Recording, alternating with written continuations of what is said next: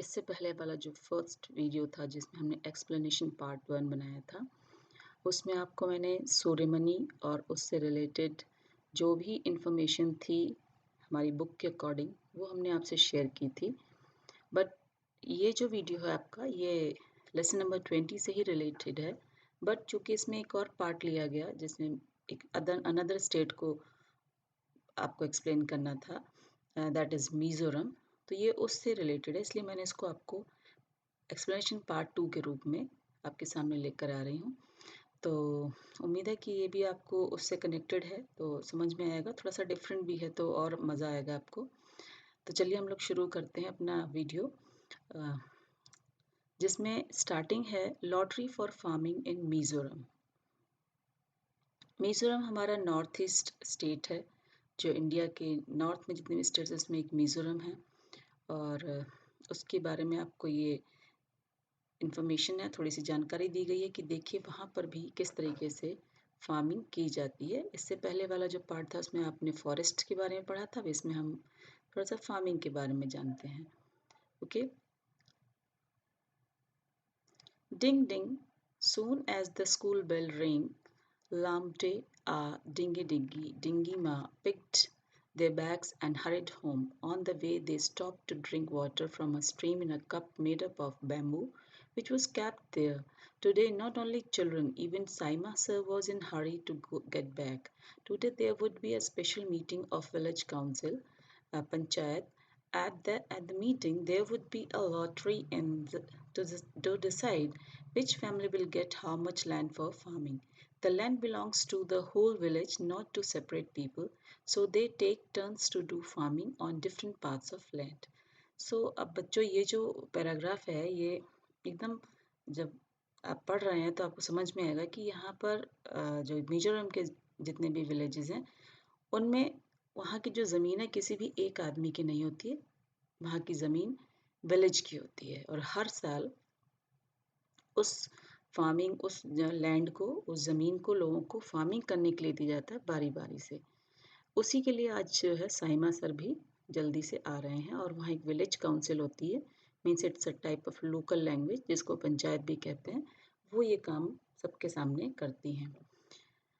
अब कैसे करती हैं ये भी एक बहुत इंटरेस्टिंग वे है। A beautiful pot made of bamboo was shaken well. One chit was taken out. Saima sir's family got the first chance. He said, I am happy that my family gets to choose first. But this year we cannot take more land. Last year I had taken more and was not able to farm it well. After my sister Jhiri got married and went away, it is difficult to manage farming alone.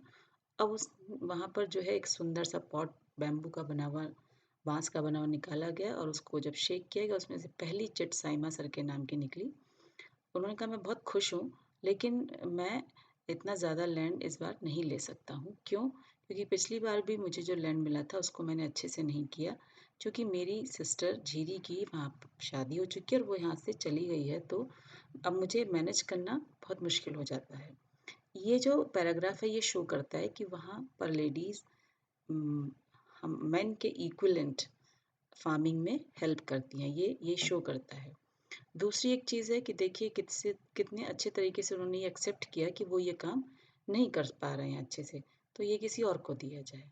तो ये भी एक firm determination type की है कि हम अपना अगर काम नहीं कर सकते तो हमें उसको क्लियरली जो है अपने बड़ों को बताना चाहिए। Saima sir asked for 3 tin of land. Little Mathani asked, what is 3 tin of land? Chamois explained, the land on which we grow 1 tin of seed is called 1 tin of land. One by one the village families got their piece of land for farming. अब यहाँ पर एक आपको नई measurement unit मिल रही है कि कैसे वो लैंड को नापते हैं। तो मिजोरम में के यहाँ साइमा सर के विलेज में टिन के हिसाब से नापा जाता है। अब ये टिन क्या है? जैसे कि छमुई ने एक्सप्लेन भी किया कि एक टिन जो उनका शेप है उसमें अगर जितना भी सीड आता है, जितनी लैंड पर उसको हम उगा सकते हैं, उसको हम कहते हैं 1 tin of land.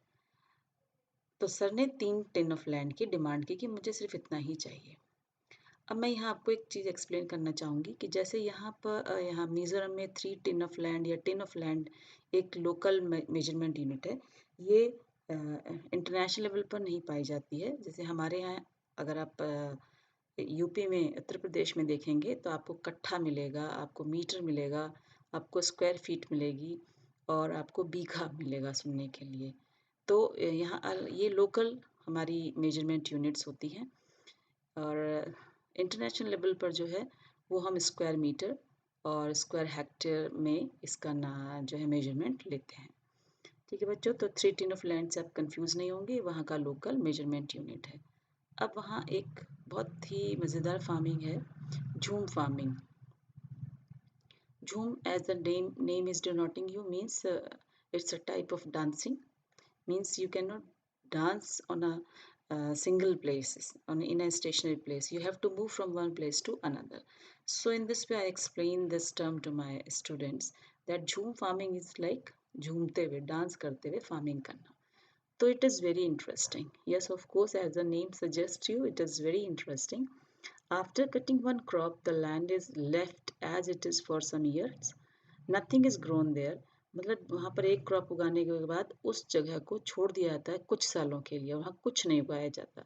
The bamboo और the weeds which grow on that land are not pulled out. और वहाँ जो भी घास, गंदगी, जो भी वहाँ उगते हैं बांस वगैरह, उसको बिल्कुल उखाड़ा नहीं जाता, एज इट इज़ छोड़ दिया जाता है जंगल की तरह. They are cut and burn. फिर उनको काटा जाता है कुछ साल बाद और उसको जलाया जाता है. The ash makes the land fertile. और जो जलने के बाद जो वहाँ की राख बनती है इन पेड़ों की, उनसे ये लैंड फर्टाइल होती है.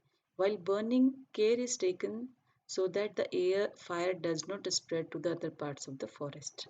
और उसको बहुत ध्यान से जलाते हैं कि जला के कि ये कहीं आसपास के फॉरेस्ट में ये आग फैल ना जाए, नहीं तो फिर ये अनकंट्रोल्ड हो जाएगी और ये जो है एक अच्छे काम के बजाय ये कन्वर्ट हो जाएगी इन अ डिज़ास्टर फॉर्म. और जो कि जैसे हमने नेचुरल डिज़ास्टर्स में आपको एक्सप्लेन किया था. When the land is ready for farming it is lightly dug up, not ploughed. इसको हल्का हल्का खुदाई करते हैं वो, ना कि उसको जोतते हैं, कि बहुत गहरी जुताई नहीं करते हैं, ऊपर ऊपर उसको थोड़ा थोड़ा डग कर लेते हैं विद द हेल्प ऑफ खुरपी और फावड़ा. Seeds are dropped on it. और उसके ऊपर सीड्स को छिड़क दिया जाता है. In one farm different types of crops like maize, vegetables, chillies, rice can be grown. और एक ही सिंगल लैंड पर ये मिक्स्ड फार्मिंग करते हैं, एक साथ कई फसलें उस पर उगाते हैं. Weeds and other unwanted plants are not pulled out. और जब ये उगा रहे होते हैं उसके बाद भी उनको वो जो अनवांटेड प्लांट्स हैं जिनको नहीं उगना था, उनको भी वो उखाड़ते नहीं हैं. They are just cut. उनको सिर्फ काटते हैं so that they get mixed with the soil. और वो पेड़ उसी सॉइल में मिक्स हो जाते हैं एज अ मैन्योर फॉर्म में. This also helps in making the soil fertile. और वो उनकी सॉइल की फर्टिलिटी को बढ़ाते हैं. If some family is not able to do farming on time, other helps them and are given food.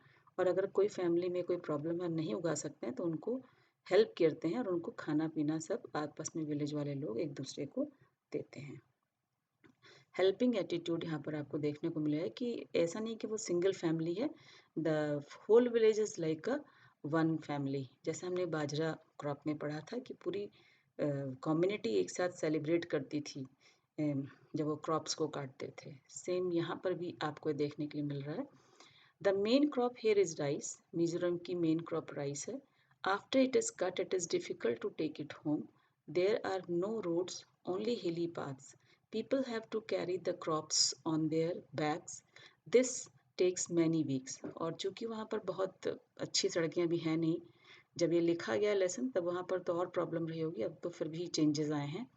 तो लोग अपने पीठ पर ही रख करके क्रॉप्स को घर तक ले जाया करते थे. तो इसको कई हफ्ते लग जाते थे और तो एक दूसरे की वो मदद करते थे. When the work is over, entire village celebrates. People get together to cook, eat, sing and dance. Similar scene है जो आपको मैंने अभी थोड़ी देर पहले डिस्क्राइब किया बाजरा सीड का, कि आफ्टर कटिंग क्रॉप जो है दे enjoy the event और they make it like a feast और इन अ बहुत मज़ेदार फेस्टिवल फॉर्म में उसको करते हैं. They do the special Cheraw dance. जिसमें मैंने आपको बैम्बूज बताए थे कि with the help of bamboos they dance together. In this dance, people sit in pairs in front of each other, holding bamboo sticks on the ground. As the drum beats, the bamboos are beaten to the ground. Dancers step in and out of the bamboo stick and dance to the beat. और वैसे ये जैसे सुनने में लग रहा है वो उतना आसान नहीं है, लेकिन it is very difficult dance, क्योंकि आपको बैम्बू के अकॉर्डिंग और बीट के अकॉर्डिंग अपने पेयर के साथ में स्टेप इन और स्टेप आउट करना पड़ता है. उसमें डिफ़िकल्ट पॉजेज भी होते हैं जो करते हैं. एक बहुत मज़ेदार फैक्ट है यहाँ पर. नॉर्थ ईस्ट का रीजन है. ऊपर आपने पढ़ा कि वहाँ पर सड़कें अभी नहीं हैं, but you know 3/4 people in the Mizoram are link to the forest. Means मान लीजिए कि यहाँ पर 100 लोग रहते हैं, तो 75 लोग जो हैं वो फॉरेस्ट से रिलेट करते हैं, फॉरेस्ट से अपने आप को लिंक किए हुए हैं.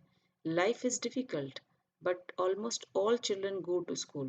वहाँ की ज़िंदगी थोड़ी सी कठिन है, लेकिन वहाँ के सारे बच्चे स्कूल जाते हैं.